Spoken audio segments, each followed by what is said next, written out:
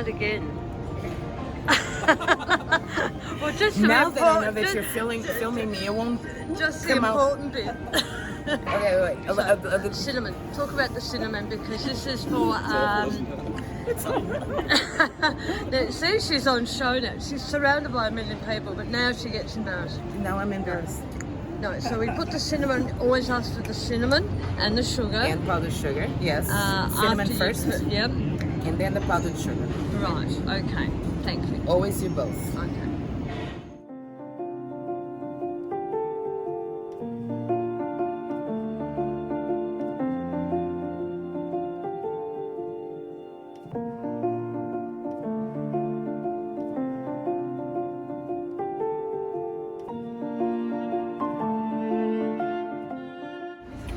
We put it in a bun with a lot of mustard and hot sauce. And this one in the corner right here, it's considered one of the best in the city. So that's why you see so much people in this square. It's like street food. And normally the best places for it are tiny little corner places, family-owned business. If you see, especially in the morning, because they open very early in the morning, if you see in the morning police officers and construction workers, go. It's one of the best in the city for sure. Those guys know good food. So.